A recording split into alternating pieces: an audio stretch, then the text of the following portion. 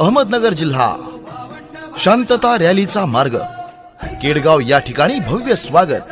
त्यानंतर कायनेटिक चौक, सक्कर चौक, शुभतीर्थ, छत्रपती शिवाजी महाराज यांना अभिवादन। मार्केट यार्ड चौक, डॉक्टर बाबासाहेब आंबेडकर यांना अभिवादन। माळीवाडा, क्रांती सूर्य महात्मा ज्योतिबा फुले यांना अभिवादन।